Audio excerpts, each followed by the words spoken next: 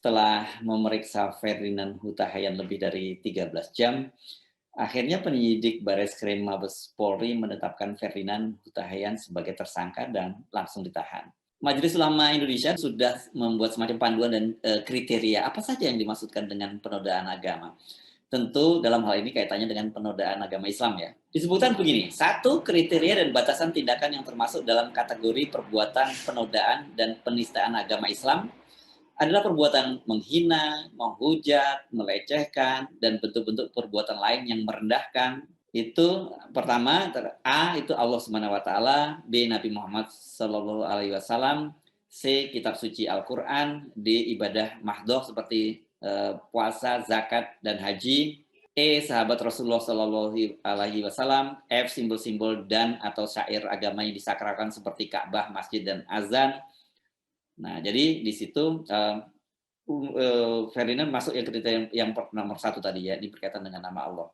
Nah, ini jelas nih kriterianya dari MUI ya, dan ini baru dibuatnya. Dan kemudian MUI juga memberikan rekomendasi.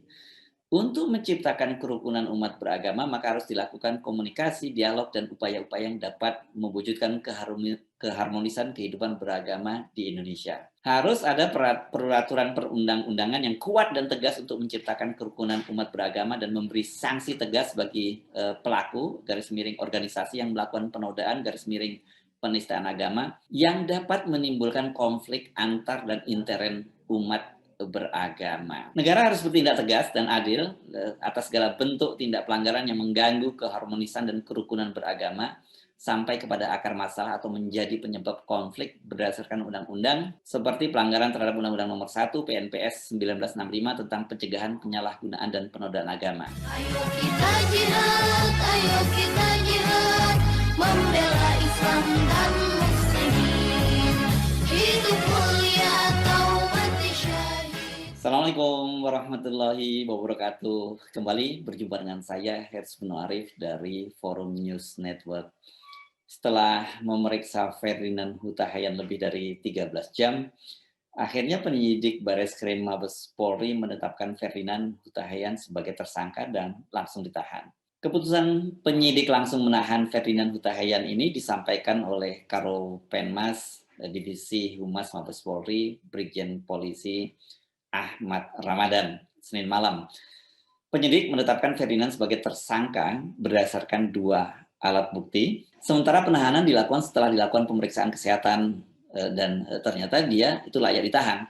Sebelumnya kan kepada media, Ferdinand menyatakan dia mempunyai penyakit berat yang sering membuat dia hilang kesadaran. Namun ternyata hasil pemeriksaan dokter kepolisian, kondisi Ferdinand dinyatakan sehat. Berdasarkan pemeriksaan dokter dari Pusdokes, layak untuk ditahan. Itu kutipan dari pernyataan dari Ahmad Ramadan. Alasan penyakitnya ini pula yang semula digunakan oleh Ferdinand sebagai dalih bahwa dia ketika mencuit Allahmu lemah dan Allahku kuat yang menimbulkan kehebohan itu.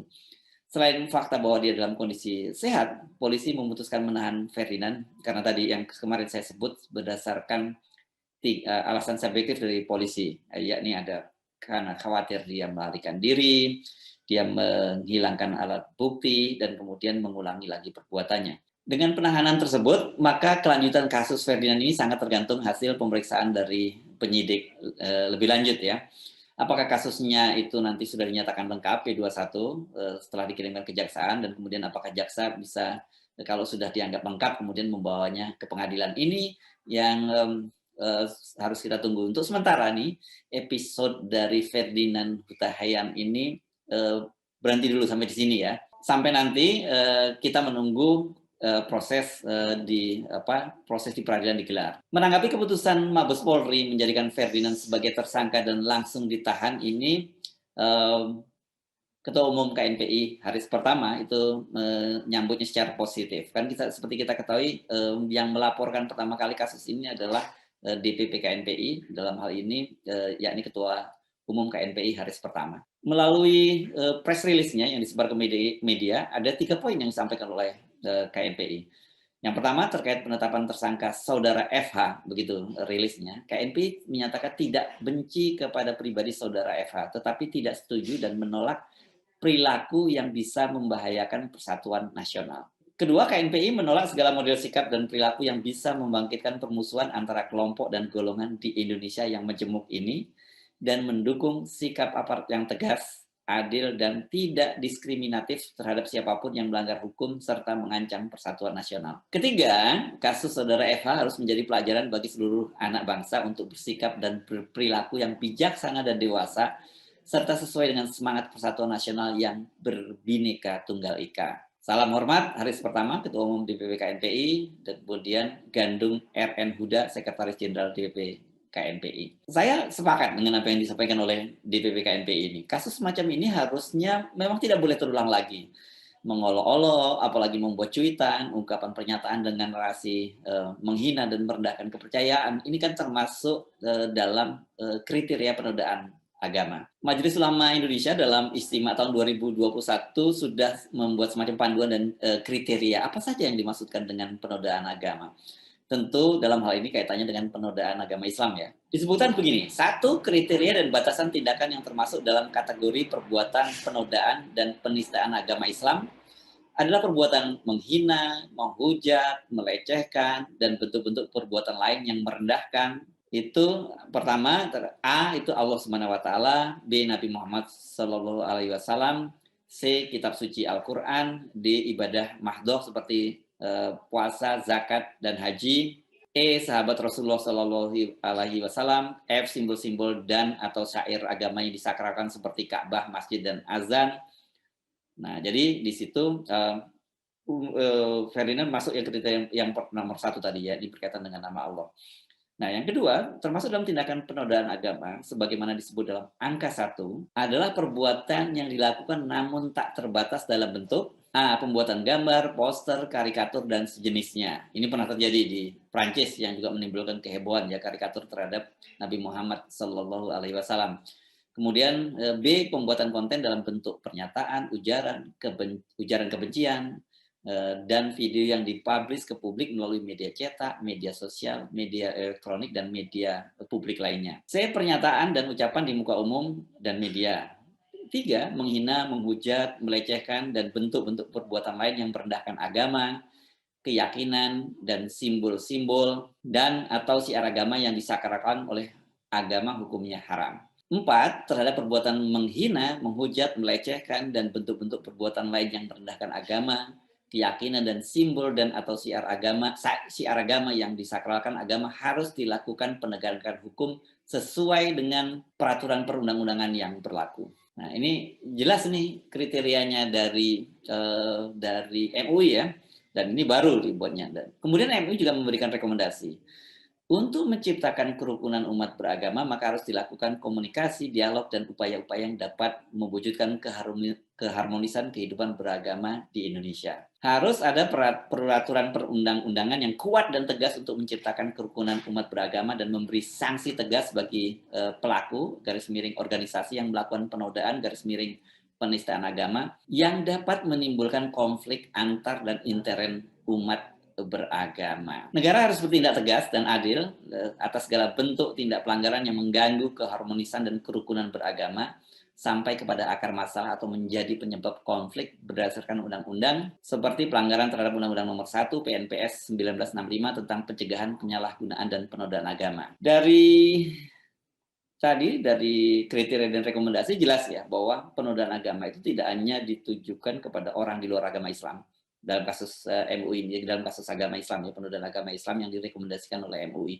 Jadi kalau kemarin misalnya ada upaya dari Ferdinand untuk menyatakan bahwa dia mu'alaf, tetap saja dia terkena aturan semacam ini.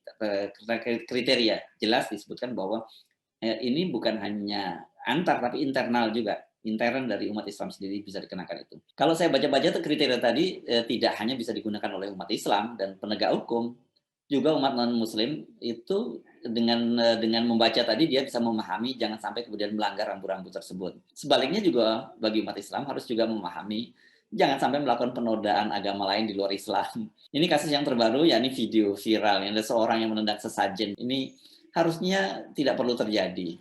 Islam kan jelas mengajarkan toleransi. Ada ayatnya dalam Al-Quran nih, surat Al-Kafirun yang menyatakan lakum dinukum waliyadin. Jadi untukmu agamamu dan untukku agamaku. Jelas itu sebuah prinsip toleransi yang menjunjung tinggi kepercayaan dan menghormati kepercayaan agama lain.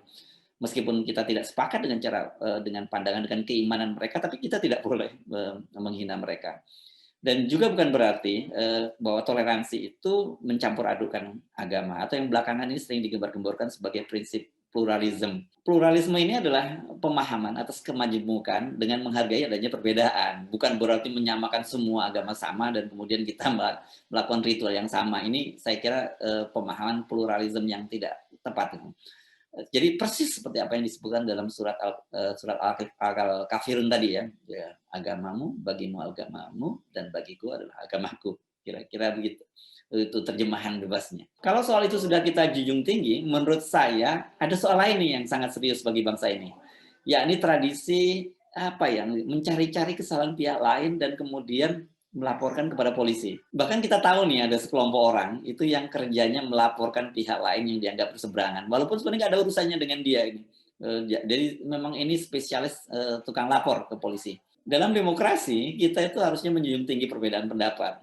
Nah, kita juga harus bisa membedakan tuh yang cuma sekedar caci maki di media sosial, kemudian mendiskreditkan pihak lain.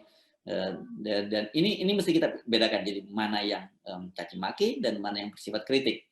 Nah, kemudian jangan sedikit-sedikit lapor polisi, khusus untuk produk-produk jurnalistik. Nah, kalau ngomong produk jurnalistik, tentu saya akan spesifik ngomong dari FNN. Ini sesuai dengan Undang-Undang Pers nomor 40 tahun 1999 dan Kode Etik Jurnalistik. Itu ada yang disebut hak jawab dan hak koreksi. Nah, saya perlu jelaskan sedikit nih, kalau hak jawab ini adalah yang bersangkutan merasa dirugikan. Jadi kalau Anda merasa bahwa ada pemberitaan FNN yang merugikan Anda secara personal, itu Anda berhak menggunakan hak jawab. Ini aturan undang-undang loh yang menyatakan begitu. Kode etik juga diatur begitu.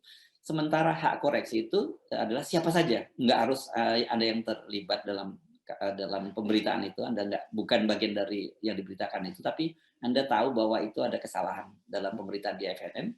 Anda berhak menggunakan hak koreksi. Nah, ini mekanismenya sudah diatur. Jadi Anda bisa menggunakan hak jawab atau hak koreksi. Dan apabila kemudian ternyata Anda sudah menyampaikan hak jawab itu diabaikan oleh Forum News Network atau media-media lain, Anda bisa melaporkan itu ke Dewan Pers. Ini jangan langsung ke polisi ya. Karena apa? Karena Dewan Pers dan polisi itu punya MOU, Memorandum of Understanding, yang menyatakan bahwa untuk produk-produk berkaitan dengan sengketa produk jurnalistik itu maka harus dikembalikan dulu ke Dewan Pers. Anda jadi bisa melaporkan kepada Dewan Pers. Nanti Dewan Pers yang akan memutuskan apakah itu memang ada unsur pidana. Atau kalau memang masih berkaitan dengan sengketa pers, itu biasanya Dewan Pers akan memerintahkan media itu untuk menayangkan hak jawab itu.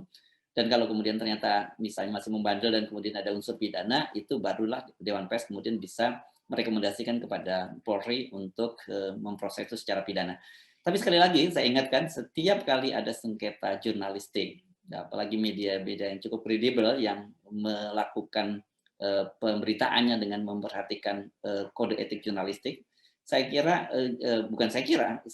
Anda harus sesuai dengan ketentuan undang-undang, Anda harus menggunakan tadi itu hak jawab atau kemudian langsung menempuh melalui mekanisme Dewan Pers apabila hak jawab Anda itu diabaikan oleh media yang di mana Anda merasa dirugikan. Sampai di situ tuh ya kita perbincangan kita kali ini. Ini lelah juga ya kalau setiap kali kita selalu menghadapi kasus-kasus semacam ini. Ada selalu ada penistaan agama, ada caci maki, terus dan semuanya kemudian berujung pada polisi. Kasihan Pak polisi, banyak hal-hal lain yang masih bisa ditangani oleh polisi, harus ditangani, bukan bisa ditangani, yang lebih urgent yang ditangani polisi daripada sekedar melapor ini. Apalagi sekarang ini kan polisi juga untuk kasus-kasus yang personal itu biasanya polisi akan melakukan mediasi. Nah, tapi saya kira sebelum ke polisi, gunakan sesuai dengan ketentuan undang-undang pers, yakni gunakan hak jawab atau hak koreksi. Saya Hersman Arif dari Forum News Network. Wassalamualaikum warahmatullahi wabarakatuh. Ayo kita jihad, membela Islam dan Muslim.